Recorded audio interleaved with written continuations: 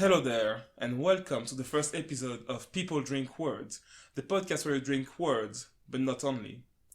I am your host, jean-dominique, and today's guest lived all across the globe, from Italy to Germany to the US and now England. She is a travel lover, skilled linguist, and nature enthusiast. She even finds time to recreationally craft some art. It is with great pleasure that I record this premiere with her. I give you Giada Migliavacca. Hi guys, how are you? I'm Giada. Nice to meet you. Hi JD. Hey there. I'm pretty good. I don't know if the listeners can reply to you. I'm pretty sure they can't. And well, there aren't many right now as we record this premiere.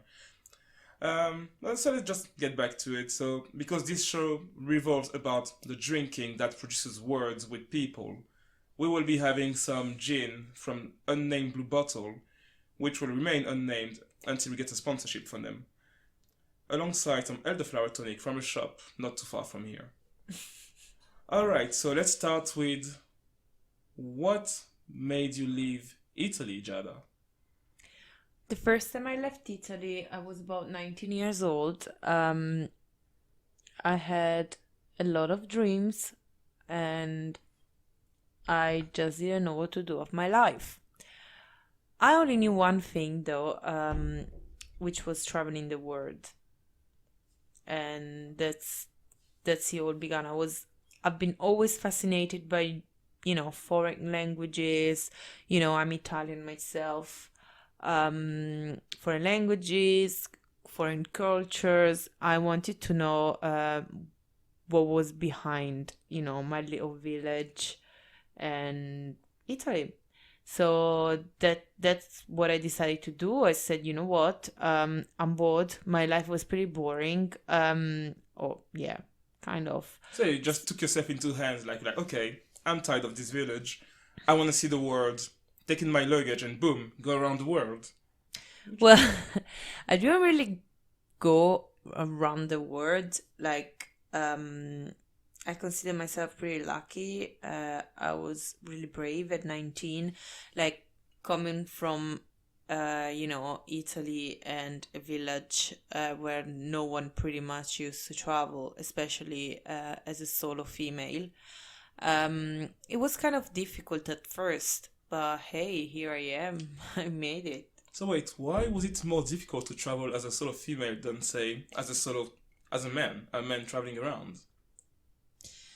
Well, I think it's also because, as a man, you feel safer, where there are areas where it's not really advised to go, even if it's not true. But for example, "Oh, where you going? Don't go. You're just a little girl.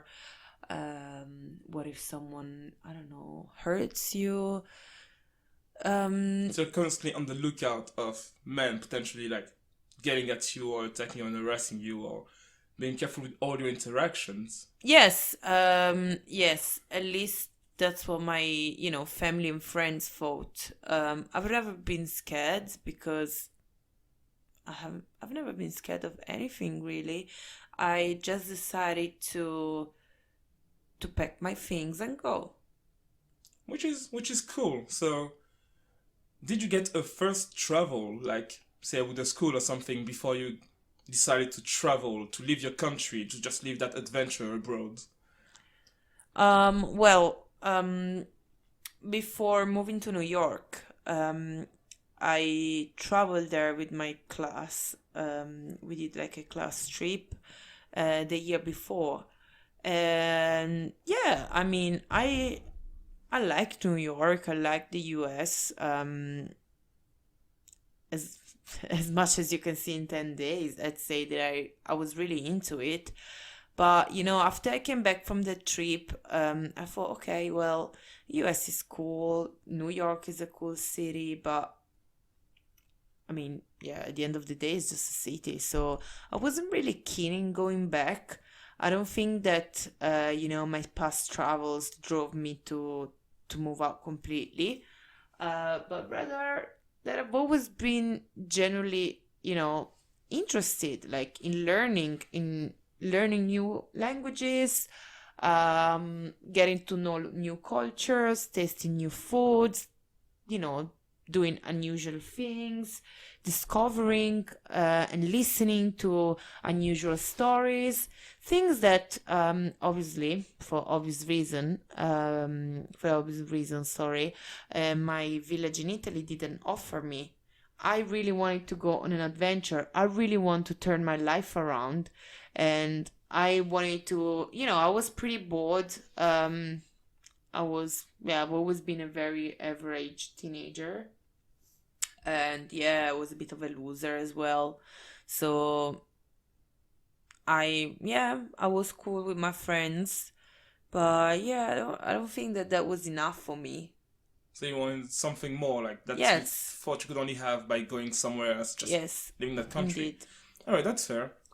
So yes, let's talk about that first experience in New York. So what were you doing out there? Ooh, sorry, this gin. You put too much gin. Okay, let's put a little more tonic in your glass. There you God, go. no, thank you. Anyway, oh, I'm already drunk. No, I'm joking. Well, She's not. well, I've always liked working with children. So, well, basically the easiest way to move to the US was becoming and working as an au pair. So I found like an agency who specialized in that, who got me in touch with the American Embassy. I went to get my J1 visa. They dealt with all the paperwork. I found myself a host family. And then I put them in touch with the agency as well, because if you want to go and work there legally, you still are. I think it's still the same. Like after 7 years, 7 years later, I'm confident to say in saying that you still have to go for an agency to do things legally. So yes, I always wanted to do things legally. My family and my mom and my dad were always concerned for me. That's good. That you Yeah, like the law and stuff. So yeah. just in case there's people like young ladies or young men interested in traveling around to be au pair, say in the US, did you need to have a green card for it, or did a agency handle everything for you there, like the Oh, visa and stuff? no, no, no, no, no. The green card is something that you get if you get married to an American or if you were born in America. And definitely that wasn't the case. All right, so you don't need a green card, just need to go to that agency, and then they tell you, all right, you can come in and travel with us. Well, you can come and work here as an au pair, and just live an American life while taking care of children, basically. Well, yes, he has a limit, which the limit is 2 years. You can stay there 2 years in a row, and you can apply to this kind of program if you're older than 26. So now that I'm gonna be 27 in a few days, I'm not able to apply anymore to the program. Which I guess might not be much of a problem for you considering like what you did then afterwards in terms of career and experience. So you lived in New York for some time. After that, you went back to Italy, if I'm not wrong. Yes, just for a few months. But then again, at that point of my life, I still didn't know what to do. I still didn't know who I wanted to be. Um, but yeah, I just wanted to know. Sorry, I just knew that I wanted to get out of my reality. I've always been keen to get into new adventures and to discover new places. And so I thought, I was unemployed. I was just doing a kind of, as you say, like apprenticeship, where I wasn't paid. It was just more for the experience, which I was grateful for. But obviously, then, I Yeah, slavery with extra steps. That's basically what you no, were I doing. wouldn't. I wouldn't say that because That's come on. it was actually yeah, I wouldn't say that because it was that was like That a was fr- legal. it was legal because technically I asked this person if I could help him out in his work, just because, well, in Italy the job situation is very bad right now. Even if you study, you don't get, you know, there aren't so many chances. So I thought, if I at least do an apprenticeship or something, even if it's not paid. Unfortunately, he wanted to keep me, but I didn't have any really work to give me, So it was just as good as I was there. I've been at work. I was just helping him out with a few emails and stuff like that. Something very small. And after 3 months, I realized that obviously, as I wasn't finding anything, I had to do something for myself. So that's why I moved to London. All right, so that was your first move to London. So we'll get back to that later because she didn't move to London and stayed in London. She just had some extra steps before final London moving. But yeah, so is it like that apprenticeship where you've been helping organizing? So I think that was a hotel.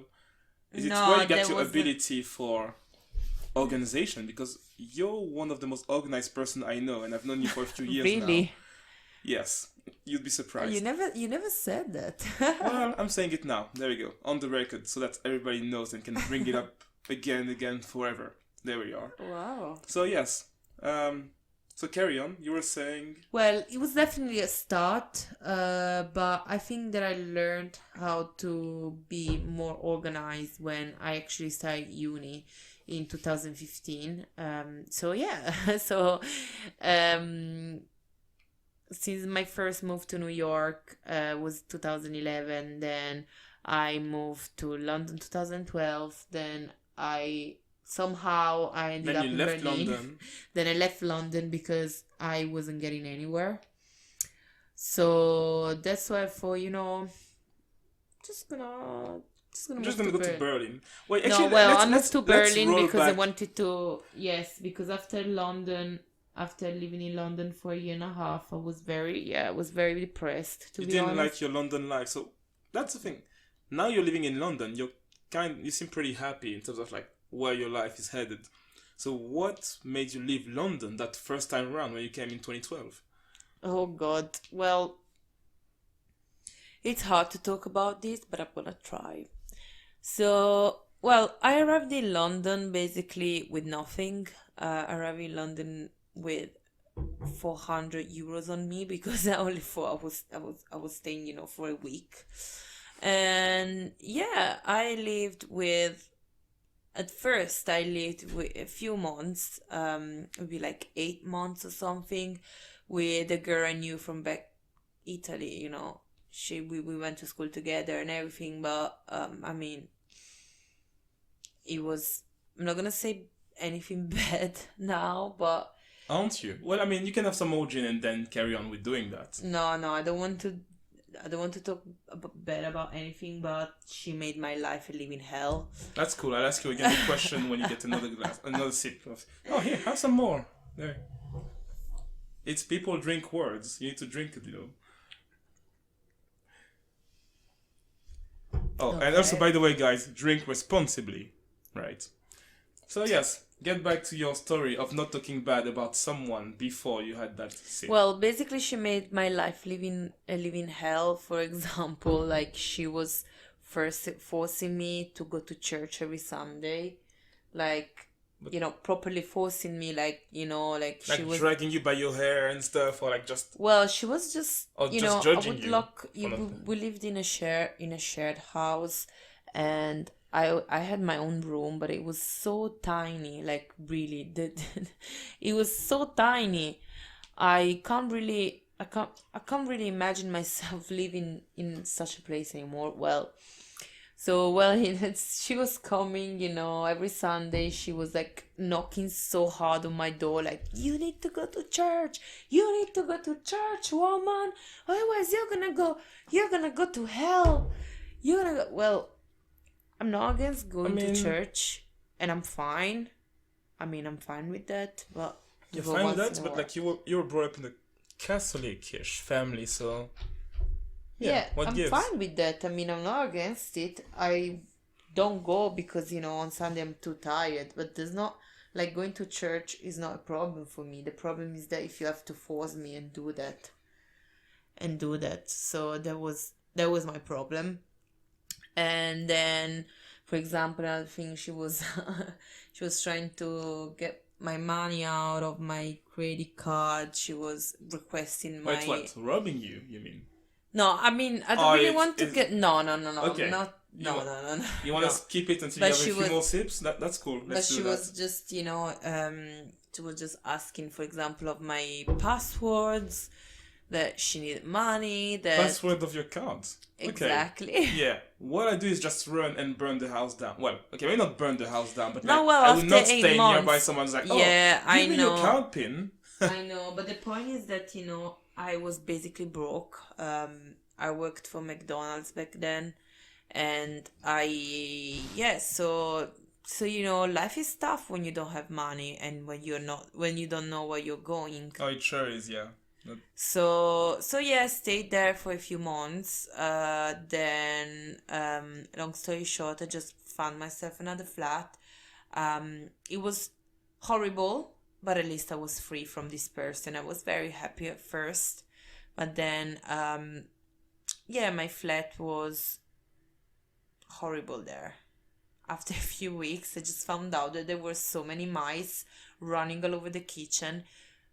Again, like, Sounds I like a don't know, classic like how London tale to me. Like that's pretty much all the shared ownership in all the shared flats in London. many, I mean- many, especially again when you don't have enough money and you don't know where you're going, then you need to accept what you get, and Yeah. that's it. You need to be happy about it. Yeah, I can agree with that. Like when I moved to London, like I didn't have necessarily that much either.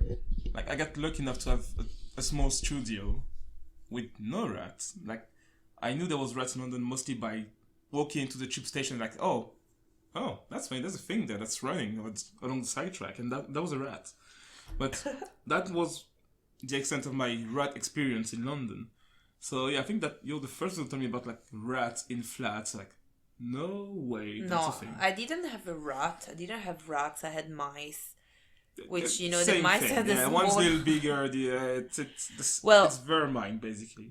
yeah. Well, Unless you make it cute and you put it in the movie like Ratatouille, but still vermine. no. Well, I guess it depends also on what kind of people you know, because back then I knew a lot of people, who were kind of like me, who were just here, to find themselves. Oh God, what are you doing? It's okay. No, don't touch the filter. Okay, so yes, drink with your hands on you. Yeah. Not my hands. So, My hands are on me. There is think- no weird yeah. thing happening here. I think that the difference between you and me, it's also, the I guess the environment where you worked. Like you arrived to London and you started to work as an engineer, and I started to work in McDonald's and in a shop. True. We did So- start differently, but then yeah, that's kind of the thing. We That's all the- have the- different starts, and then we see Yeah, how we you- work out from there. And Yeah, you come here, you're in a different environment already. So I started with €400 and a job that was giving me £800 a month. technically, I did come with €400 too. Well, maybe 500. Yeah, Like, but again, but then I got paid 2 weeks later as with a- my first salary, and yeah. I was pretty happy with that. yeah, exactly. So that's completely a different experience. So yeah, that's how I was very unsatisfied. Yeah, I had many adventures. I met many people. I dated a few guys who were crazy, by the way. Maybe I was the crazy one. I don't know. As well, you were the common denominator, so you tell us. Well, they were the crazy ones. Yeah. Alrighty. So yes. Alright. So you left London. You moved to Berlin. So why Berlin? Because when I moved back to Italy after spending a year and a half, I was very sad. The love and hate I had for London was very profound. Like, I loved London, but I also hated it so much. Especially, Really? So what did you love about, what did you hate about London to the point of leaving? well, I hated that I couldn't find myself, that everything, all the jobs that I was applying for would require me experience, or you don't have, I don't know, you don't have the right qualifications, you don't have the right experience. The eternal, oh, you need experience to start that job, but at the same time, you need that job to have the experience. Exactly. And you just go in circle and circle and circle, and then, well, you can't work. Surprise. And then I was like, how am I supposed to go, to attend a course if A, I don't have money, 2, I don't have time, because C, I have to work to pay my rent. And then I lived very far. I didn't have friends. I just broke up with my first boyfriend. And, I was really lonely, I was really, really lonely, to the point that I was kind of depressed. And my mom literally traveled all the way from Italy to London just to bring me back home. And she said, I'm here now, so you really need to pack your things and come back with me. So that's what happened. Your mama that came to drag you straight back to Milsano. Yes, but to be honest, that was a very good thing. Obviously, I was very, let's say, I didn't want to go back.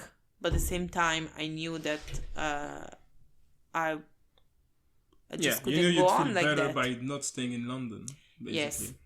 So, yeah. So did you have a step in Italy first before then going to Germany? Yes. So how was the Italy comeback? Like the second comeback, I guess? Well, it was the second comeback, and I loved being back with my friends and family, of course. But, I realized that after, how was it, 2.5 years that I was away, I changed.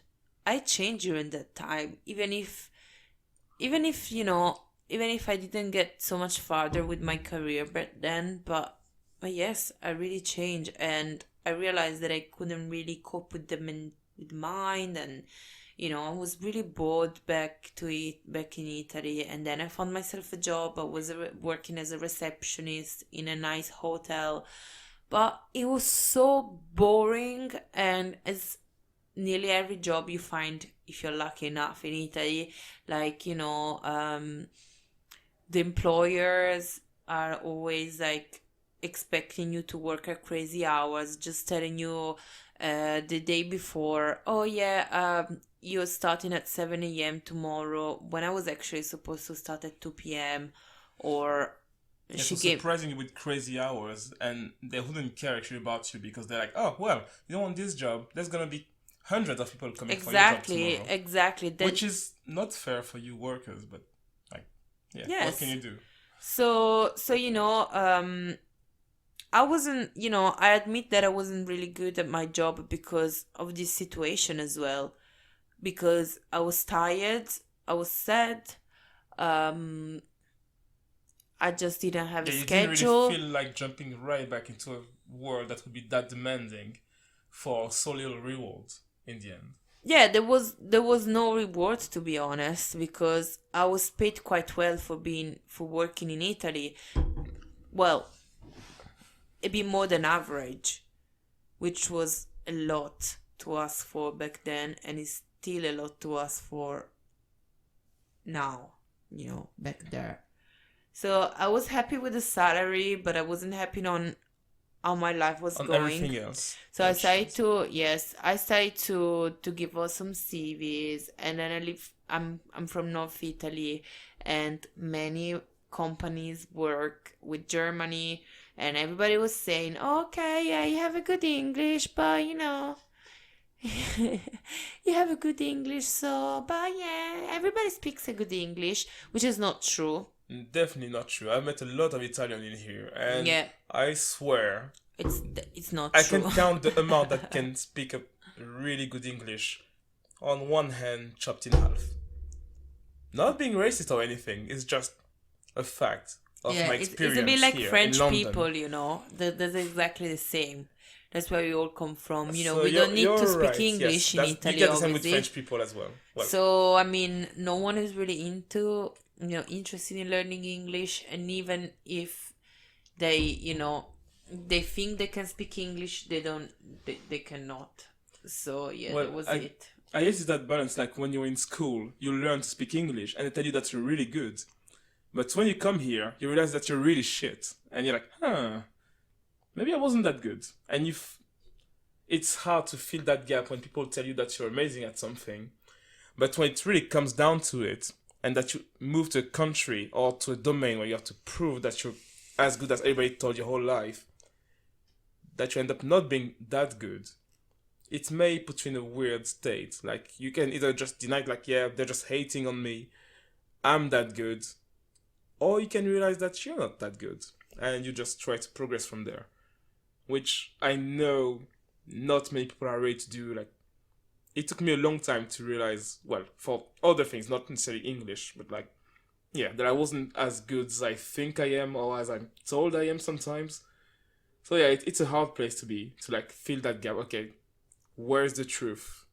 Am I Well, but good? we Am I weren't bad? talking Like, about this now. yeah, but it's like about, it kind of touches on the same thing, that language or professional ability.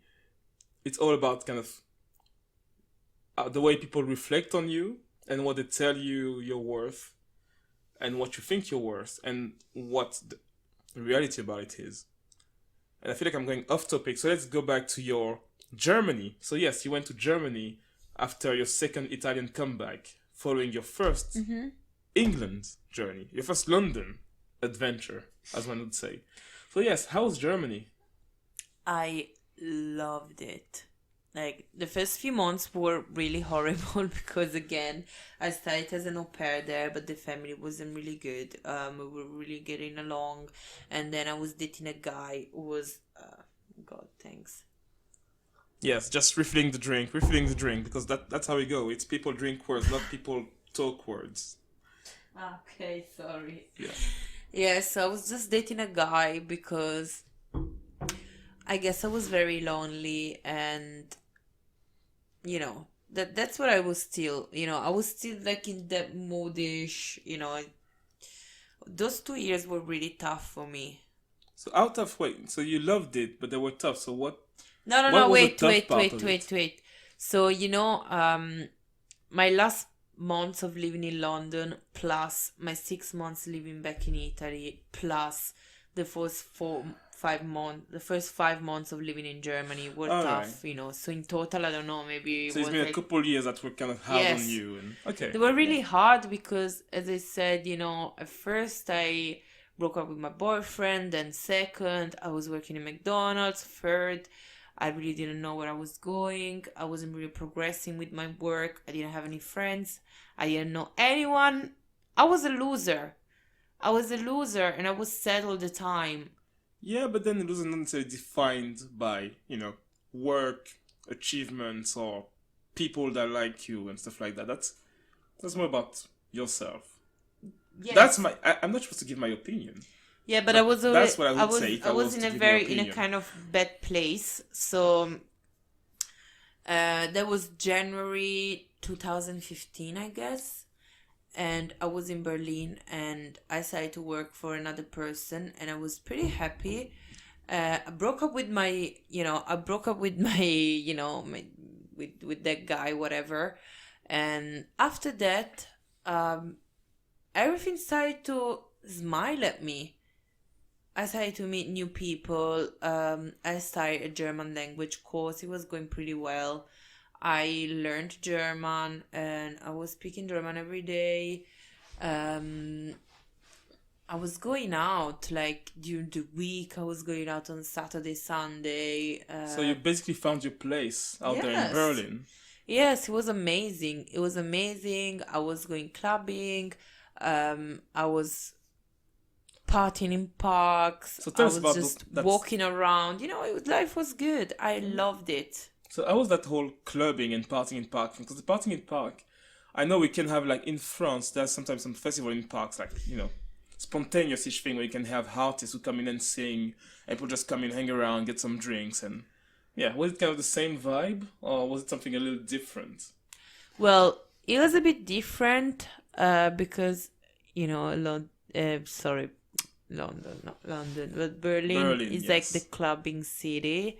So there were like many festivals and plein air. Oh, it's Uh, the French word, fancy. yes, because I am posh. And you're with the French guy now, I heard. No, it's not. Well, rumors be rumors. So yes, keep going on the Berlin thing, yes. The So parties. yes, they were having like during summer they used to have like this free parties where everybody could attend. It was during, afternoon till evening, and also there were many clubs. So I went to a few clubs, but I preferred going to, to festivals in parks because they were free and they Ah, were. free stuff. You clearly don't see much of that in London. No. Oh, pardon me. Oh, you're getting tired. Oh, yes, true. It's like we're getting towards 10 p.m., Yeah, having gin, sitting in the living room, talking about stuff. So, yes, festivals. So, you enjoy those festivals in plein air, I just did. drinking and hanging out with people. Dancing, talking, yeah. It was pretty Ah, easy, yeah. and it was like kind of relaxed and chilled. This is something that I don't see in London, for example, and that's the thing that I prefer, that I like most, of Yeah. Berlin. If you want the same vibe in London, you need to go to something like Download or Glastonbury, where you have to spend like a couple £100 to have a tent and just stay there for a couple of days. So Exactly. it's harder. It's hard to achieve, like to reach that in London. That kind of chilled vibe. Unless you have a And it's still garden not the and bring same, friends. it's not still not the same vibe. Well, it's not the free vibe for sure. So yeah. Yeah, okay, now that's pretty interesting. So in Berlin, so what were you doing in Berlin? Like, how did you sustain yourself? Well, I told you I was an au pair, and then I was attending a language course, and while I was there, I decided to come back to London and study here. All right, so that's basically that whole improving yourself in German made you think, okay, I can jump into this, go learn some more Yes, languages, and go to London to do that. So yes. why London? Because Berlin was good to you. Like you really enjoyed yourself. You had lots of friends. You were partying often, hanging out. You had those chilled, really nice park where you just relax and were feeling good. So yeah, what gives? Well, to be honest, I didn't feel like starting university in German because back then my level was about B2, but still it wasn't So good B2, I think, is enough. average for people Yes, who don't know these levels. yeah, sorry. It wasn't enough to start a course. So to be honest, I didn't want to wait another year. So I thought, you know what? I know London. I knew a few people here. Um, So yeah, might as well just English go is back there easier. and hope it Yes. gets better than the first time. Yeah, exactly, exactly. I was kind of scared. I honestly thought that I couldn't do it. I was like full of hope and say, okay, this time I'm gonna be back. I'm gonna do this. I'm gonna do that. But again, I started, you know, it Yeah, was kind of bad I how can it imagine that started. it's a scary thing to come back to London after a first time that went as bad as yours did. Because I know a few people who moved to London, well, from France, then moved back to France because that just didn't work out for them. And it was bad enough that they gave up on the way to move to any other country in the future. They're just like, nah, fuck this. I'm staying in France. I'm staying in my village or in my city. And I'm gonna just hang around my family and friends and get a job either in my family company or just, well, wherever else that is not another country. So I can imagine it takes some courage to just decide to go back to a place where you feel like you failed when you first tried to move there. So yeah. So what did you do when you moved back to London? What was the first like? Where did you go to work? Well, so you say you went to uni to register. So Well, of course, I registered before coming back. as one does. Well, so So yes, so what I did was that I came back. Then again, the easiest thing was to start as an au pair. So familiar domain, basically. Something that you already knew. Yes, Yeah. yes, no, That's definitely. good. That's smart. That's a smart definitely. But yeah, but the family was horrible. Here, have some more gin. I feel like you want to talk about this. Horrible. Like really, like they were horrible since day one. So, but this time, by then I learned a few lessons. So a few lessons as for the people listening that may want to work as au pairs in London. So lesson 1, let's go. Maybe I should reduce the dose of drinking in that show. Yeah. Well, we're still working on that. That's an experiment. Don't let anyone or family talk down to you. Don't let them, don't let them spit on your head. Just leave. Basically, that's what you're gonna do. That's what you have to do. I stayed there like for 3 months, but after 3 months, I said, you know what? I'm just gonna look for another job. I'm more worthy than this. I value myself more than this. So that's what I did. I found myself another family to work as a nanny this time. And it was kind of harsh because it was only 3 months in London. So still, it was scary. Then I had to live in a hostel. It was... hostels. Good times. I remember when I moved there was a rat. There was a rat in my room in the hostel. A rat, like the animal or someone? A rat. I remember a story you mentioned with an animal. Where the rat could be a person. Well, there was also a rat person, yes. This is a funny fact about my... Well, funny. I don't know if it's funny, but it's funny how it's funny ended. Now, I guess. Well, it was kind of scary because one night I was in this hostel, looking for a house. I was just living in a hostel, right? And my cousin booked me this wonderful mixed bedroom. So that meant that there were male and females. Right in Shepherd's Bush. So there were 2 very wrong things. The first one was that I saw multiple rats multiple times, and the staff wasn't doing anything about it. So not mice, like actual rats, those big motherfuckers. Yes. Well, let's not swear too much, even though it's an explicit podcast. But actually, you know what? Fuck it. Let's just do it. So fucking rats. Yeah. And then also, one night I was just lying on my bed. I was just on my bunk bed, lying there, probably listening to some music. Just hanging out, a little cool little jazz. I don't know what I was listening, but anyway. Just, a guy who was staying in the room with me came back drunk, and he came to my bunk bed and he started to, it slapped my my bottom. Oh, it's up to your ass, basically. Well, you can swear on that. You can swear on that podcast. That's fine. I'm going to say it say it's a teen, mature podcast thing, so it's fine. You can swear. Okay, so it slapped my ass, and then he started to climb onto my back, to my bunk bed.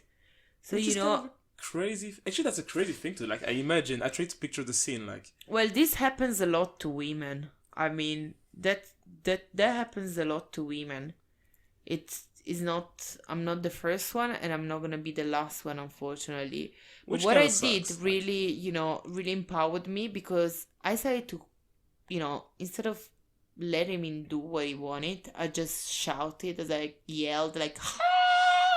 And I just kicked his face with my foot. Yeah. And he fell from the ladder. And I was like, get the Yeah, get the fuck out, basically. You can say it. Get the hell out of me. Podcast where we drink. Go away. Yeah. Go away. And then finally I changed my bedroom.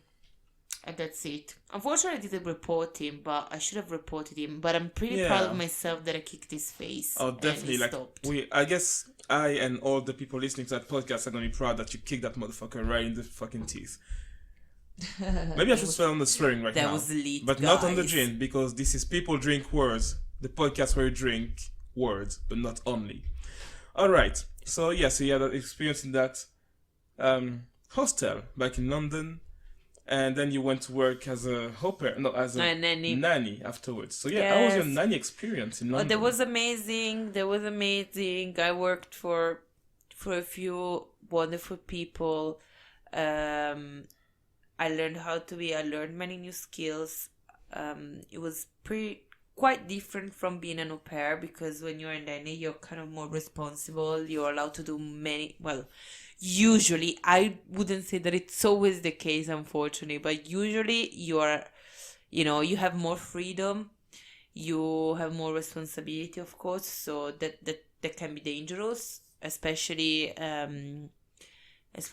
Well, you take care of children, so I'm in such guessing a you have city. responsibility as in your nanny. So actually, yeah, one thing that I'm always struggling with, what's the difference between a nanny and an au pair? Because to me, both take care of children.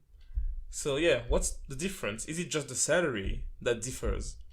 Well, the au pair is not No. paid, from what I understand. Like, she's like kind of taking care of the children, and then she lives in the house and gets free food, but that's about it. So is there... No, you get like or is there some more? pocket money, I think it's Alright. still between like £70 till £100 a month. No, sorry, a week, which is nothing for living in London, to be Oh yeah, honest. in London, that's like, what do you get in London? Maybe you get one drink? Yeah, Stuff like that? especially, because you have the Oyster card, and when you're an au pair, in my specific case, I was doing uni, so I had to pay for my books. I had to pay for my Oyster card, which was like, I lived in Yes, zone about 3. 100 something pounds. So it was 150. probably £150 of Oyster card, books. Then obviously I was going out maybe twice a month, and then my money was gone. And then I also, Well, twice a month is a lot for London. Like, but considering how yes, much but it costs to go out, consider that I don't drink, so that means that I wasn't spending anything. Actually, you And girls I have had free to- stuff. Like, you I have had free to- entries in clubs. So, But I wasn't really clubbing. But I also had to buy my own groceries because my family was already providing cheese and carrots. So if I wanted to eat some meat and something else, I had to go and buy all my own groceries. So I don't think that in London anyone could survive on £400, even if you have everything included. Because true. you- Like, you if you can't- take out you the can't travel really- counts, yeah, it's gonna be like 100, 150 you know, pounds like easily. in London, even if you live in a flat chair, like in you only earn like £1,000, and you pay, let's say, £7,000. Pardon me. Yeah, nobody earns £7,000 in London unless they're like So executives or like some shit like that. £700. You spend it over, in rent, and then you only have £300 to survive. I mean, you're not gonna do anything with £300 in Yeah, London, it's because you have pretty hard. to Like, spend more than £100 in the Oyster card, and then you have to buy food. I mean, you can and then walk if you really incidentals want as to. well. You can walk and save that £100. But then Yeah, if you're but in zone 3 and work it in the also depends. center, Yeah, it depends on where Yeah. you work and where you live. I mean, yeah, exactly. I remember, like, I saw that post in the French group of people in London with that guy saying that, oh, you don't survive under 40k in London, which is kind of crazy. It's kind of a crazy story. And I see his point in the whole, if you live expensively, yes, you cannot survive under 40k in London. But if you live just like a regular person, pay your transport, buy your groceries, eat out a couple of times in the month, you can definitely survive with less than 40k. Like I have for a few years. And yeah, that's... anyone can do it. If you don't, it's about choices you make. And right now we're reaching the 40... oh, we passed the 40 minutes mark. And it is getting pretty late up here in London. So I am gonna say goodbye to my first guest on this People Drink Words podcast, Giada. So bye, Giada. Bye, JD. Thank you for hosting me. Thank you, guys. Have a nice evening. I hope we're gonna Evening all speak day. soon. It's the internet, so they may Yes. listen to it at any Yes. time. Maybe they're jogging, maybe they're Yes. drinking too, maybe they're just working or something like that. So thanks for listening. And I promise next time I will bring more interesting arguments. Actually, no, that was your last. So bye-bye. Okay, Bye. so that was the People Drink Words podcast. I am your host, jean-dominique and I had Giada Migliavacca today as a guest. And thanks for listening. Bye. Bye.